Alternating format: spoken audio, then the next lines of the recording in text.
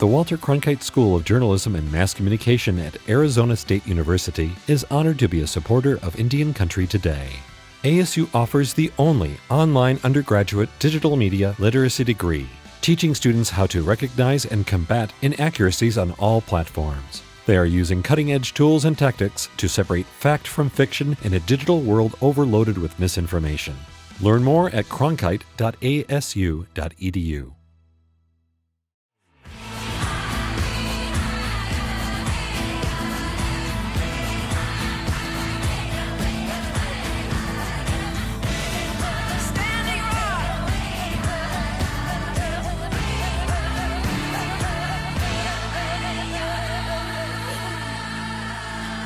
This is Indian Country Today.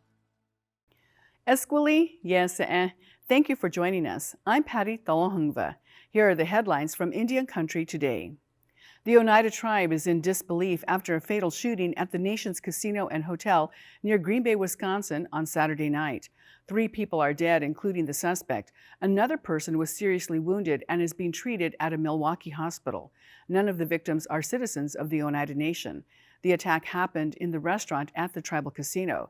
A Brown County Sheriff's spokesperson says investigators believe the shooting does not appear to be a random act. The nation released this statement. The Oneida Nation is deeply saddened and heartbroken by the tragic shooting.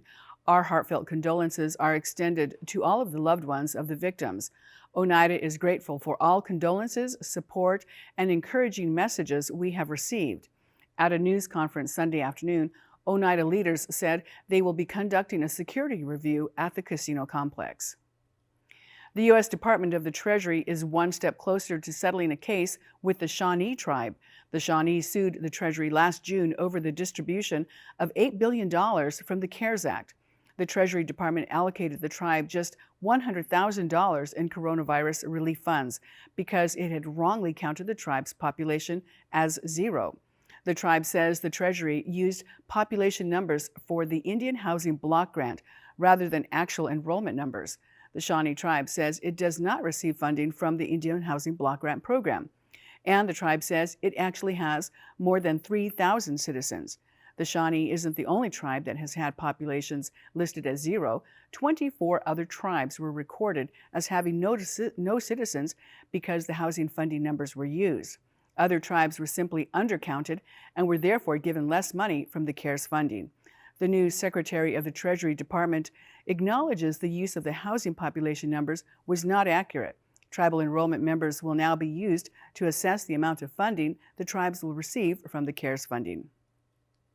The International Space Station is a little less crowded today.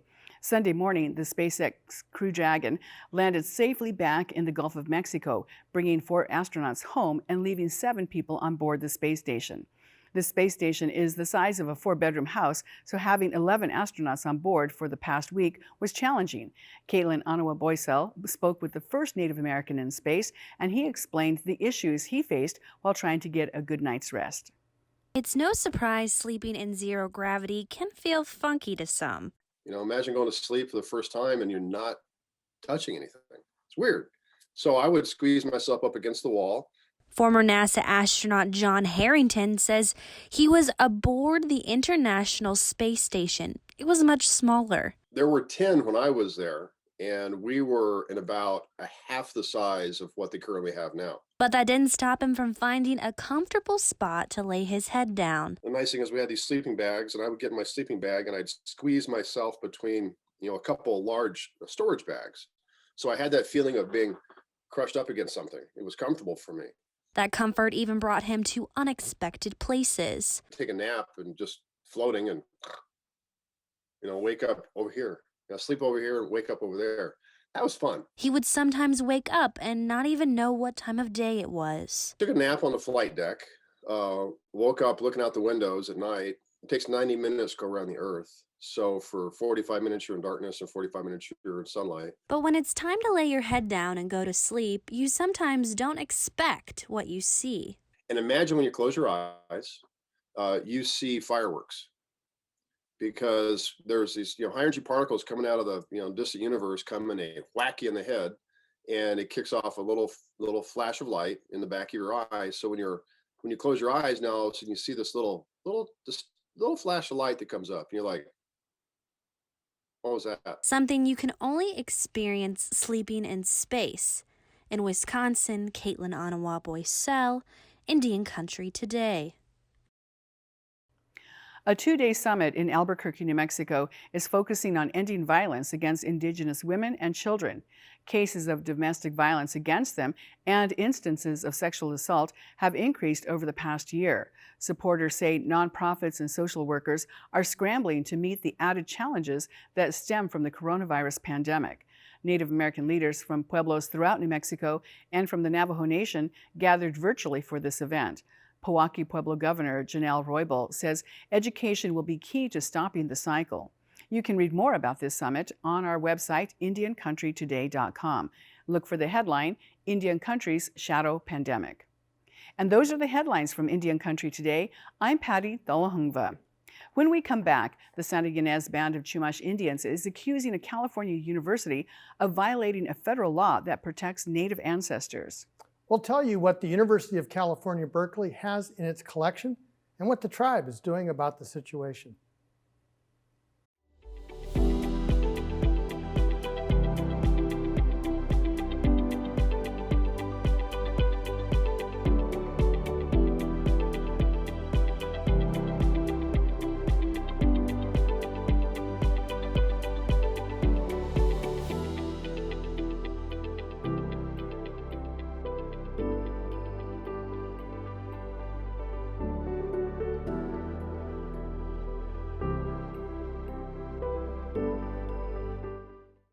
A story a few months ago in a campus paper was blunt. The University of California, Berkeley, through decades of systemic looting, has one of the largest collections of human remains in the country. There are more than 8,000 individuals currently held in the Phoebe A. Hearst Museum of Anthropology, along with hundreds of thousands of burial objects, adding up to more than 490,000 artifacts federally classified as protected under the Native American Graves Protection Act, Repatriation Act, or NAGPRA, in 1990. More than a dozen years ago, the museum fired its anthropology team that was supposed to be monitoring human remains and said it had a final inventory of some 2,000 human remains. All of those objects and remains are associated with the Chumash people. Even now, the tribe has said the university is, quote, a documented bad actor that continues to deliberately obstruct repatriation. Today, we talk with Chairman Kenneth Kahn of the Santa Ynez Band of Mission Indians. A couple of weeks ago, the tribe made a formal complaint against the university. Welcome, Chairman Kahn. Thank you very much for having me. It's, I would say it's a pleasure to be here, but this is a very serious issue, and we'd like to bring some more awareness to how important it is in respecting our ancestors. So thank you. Well, let's start with the big picture. And this goes back, this is not a new problem with the University of California, Berkeley, but they haven't been exactly willing partners in all of this. Certainly, it goes back many, many years.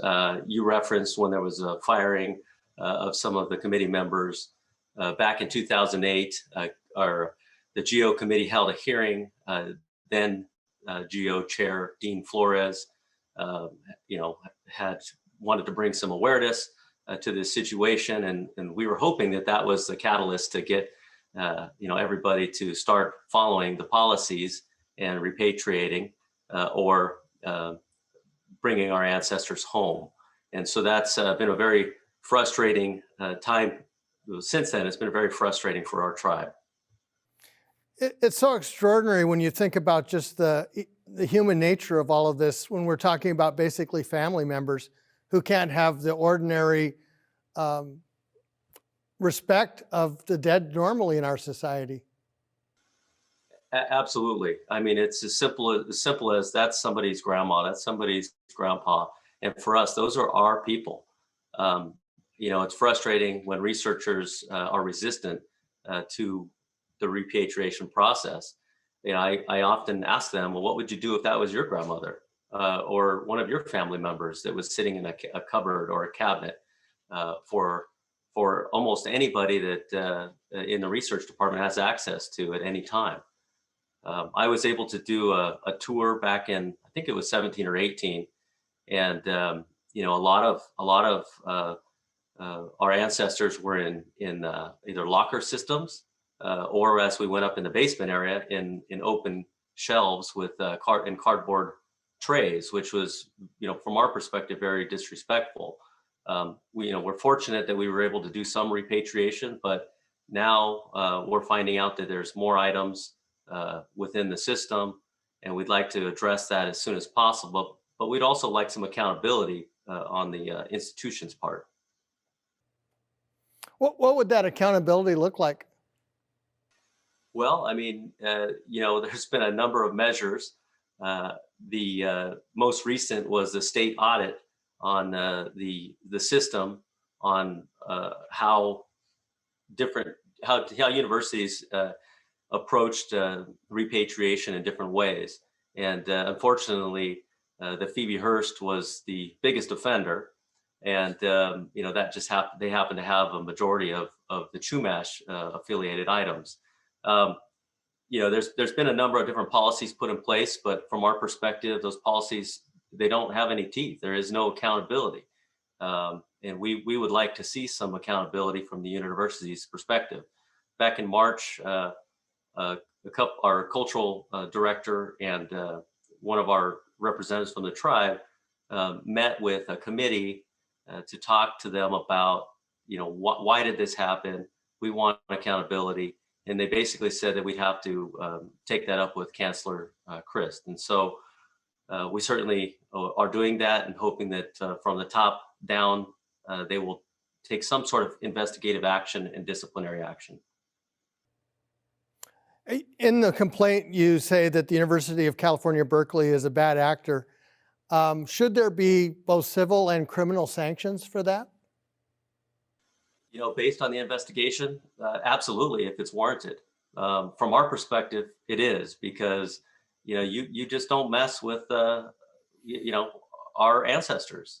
They deserve to be laid to rest. And it's as simple as that. The University of California, Berkeley has an extraordinary reputation in academia. Part of the sanction should be their reputation and how people perceive them if they're this recalcitrant to doing the right thing. Certainly, I believe that wholeheartedly that their lack of action and negligence certainly does erode their reputation. I mean, we've talked about accountability as even as far as funding for certain departments if they're not following the rules and partnering in a responsible way with tribes. And would that be federal legislation or in the state to withhold funding from UC Berkeley?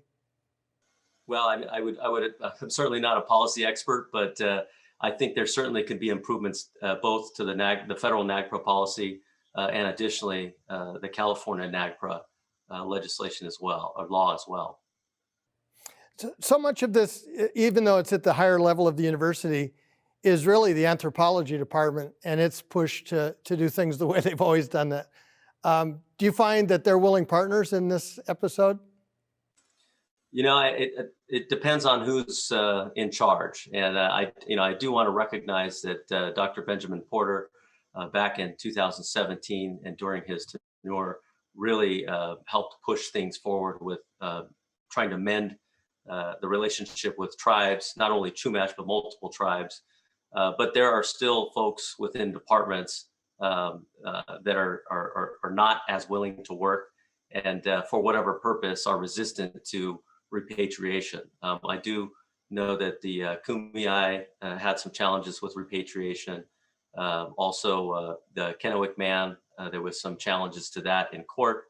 And so, for those folks that are obstructing the process or trying to find a way, to hold in possession our ancestors, we ask them to,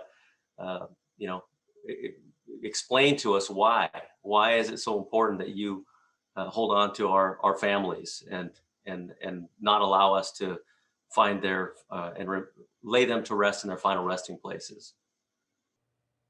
Right, and interesting because so often they'll use the veil of science, yet they're not digging up other remains or holding on to other people's remains. So if it's science, it's a very narrow science. Well, and they, some of the remains have been there for, I mean, many years. And so, as far as for the sake of science, they've done, and they've had to have the opportunity to do the testing that they felt were necessary, long ago. So it's time to lay our ancestors to rest and to make sure that there are no more human remains from any tribe or any people in these museums, research centers. I'm curious, as you've told this story throughout California, what's been the reaction from your neighbors? As we share with different tribes, tribes certainly understand NAGPRA and they understand the challenges we've had over the years to hold people accountable.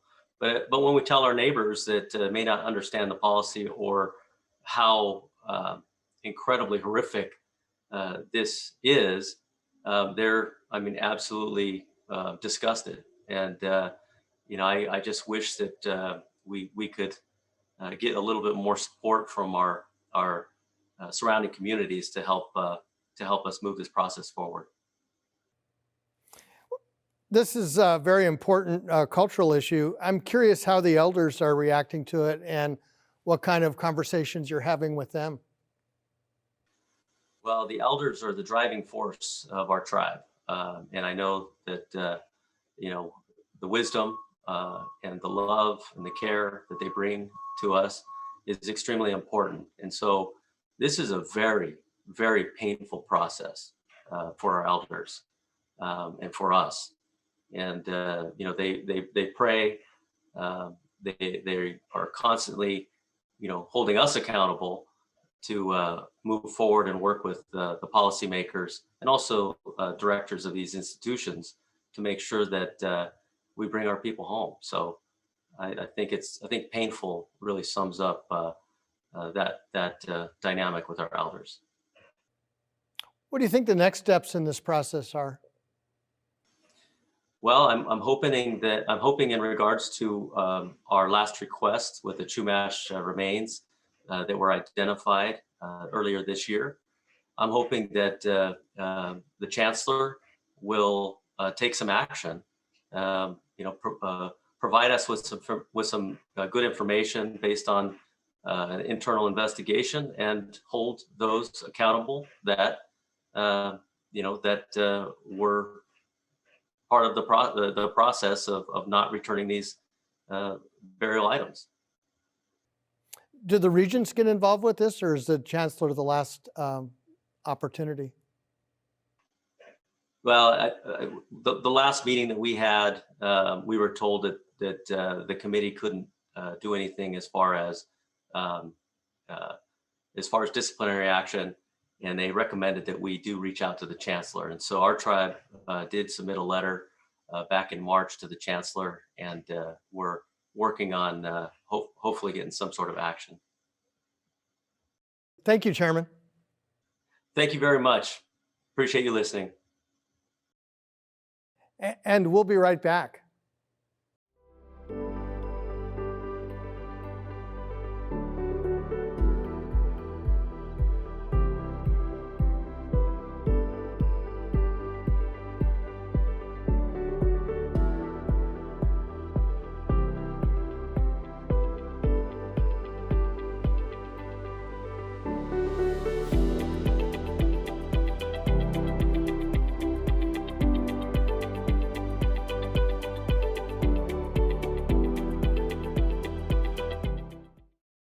There are two cases involving Indian country that are being heard in the Supreme Court. And ICT's reporter Colby Kickingwoman joins us now to tell us more about those cases. Hi, Colby. Hi, Mark. How you doing? So what should we be watching in the Supreme Court? Well, there is one case left to be heard, and that is being heard tomorrow. And then it'll be the slow wait to hear when the opinions are handed out. As you said, there are 2 Native cases being heard that were heard this term, one involving Alaska Native corporations and another one out of Montana that involves the extent that a tribal police officer can detain non-natives on tribal land. Our great Alaska Bureau had good coverage of the Alaska Native Corporations case, and I listened into the United States v. Cooley, and yeah, now it's the waiting game. You know, last year we waited a long time for the McGirt decision. It came out in July. I know that the Supreme Court usually likes to have everything wrapped up by June, so we'll see. The composition of the court has changed since McGirt. So even on issues involving indigenous law, it could change just from that reason. Yeah, and I think one of the things that we've talked about frequently is having justices that are well versed in federal Indian law, and I think the justice that's really taken the mantle is Justice Neil Gorsuch. He came from the 10th Circuit, which has Oklahoma, Kansas, Wyoming, New Mexico, and so he's really kind of the lead person among the justices. I've also talked to individuals from the Native American Rights Fund, and they said Justice Sonia Sotomayor is another individual that's kind of, she's been on the Supreme Court, has taken up federal Indian laws as an interest in her own time.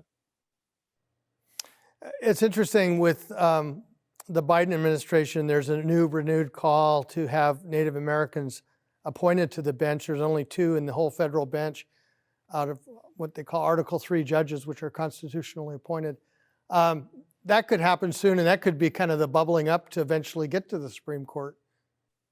Yeah, and you had a great piece last year. It kind of proves how ahead of your time and forward thinking you are, Mark, about just the number of candidates or people in Indian country that would be fit right into the Supreme Court or deserve those judicial appointments across all levels of the federal bench. Well, and as you know, there's no shortage of lawyers when it comes to the tribal community.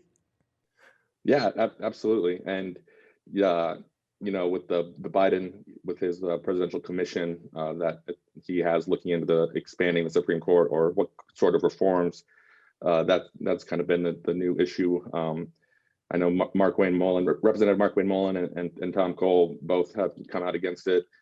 Joe Biden, as we all know, has been in DC for a number of years, and they used his own words against him. I believe it was 40 years ago or so. He was himself against expanding the court when he was a senator, and so it's one of those things that it's not going to go anyway anytime soon. It's interesting because there's often the charge that this is politics driving it, but it's pretty much always politics driving any appointment to the court, including those that didn't happen, such as when now Attorney General Merrick Garland was appointed. Yeah, and it's like you said, it's everything's political. We'll see. It's always interesting because, like as you mentioned, so few people have that background in Indian law that you have folks who basically come up with theories that have no previous precedent because they don't have a background in it, like Justice Gorsuch. Yeah, and I think that the important thing to note is the far-reaching consequences of these decisions. They affect all of Indian country, and so they gotta know what they're dealing with. You mentioned both Representatives Tom Cole and Mark Wayne Mullen. They basically had a lot of say over policy during the past 4 years, but now they're in the minority. How has that changed their approach to government, and what are they saying basically now? Well, I think a lot of things changed with Trump, as we know. I read something from Representative Mullen, calling that the Democrats are doing all these power grabs and coming further and further left and trying to make the United States more socialist. And so it's a lot of those Trump talking points that seem to be what's coming from them. Representative Cole has often been kind of a deal maker. Has there been any opportunity for that in the new administration? You'd think so. That's one of the big things for that, President Biden campaigned on was his ability to reach across the aisle and work in a bipartisan manner. He's not that was outlandish isn't the right word, but he's not as outspoken, I guess, as it seems Representative Mullen has been. But especially as it comes, the infrastructure and other things that Biden wants to get on his agenda, that you'd think that Tom Collier will be there making deals. We only have about a minute left, but I want to ask you what else you're working on. Well, I don't know if you saw this weekend, but there were two Native athletes taken in signed as undrafted free agents in the NFL, both linemen. One gentleman went to the Jets, another to Kansas City. So it'd be great to reach out to them and see what that process was like. That must be interesting playing for Kansas City, particularly.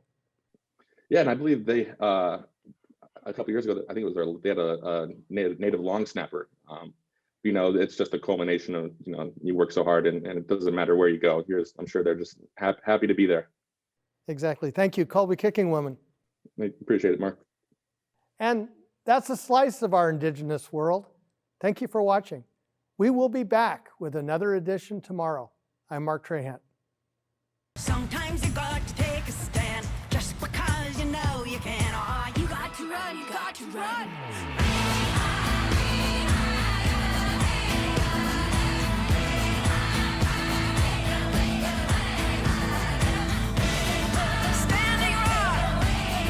Indian Country Today is produced at the Walter Cronkite School of Journalism and Mass Communications at Arizona State University.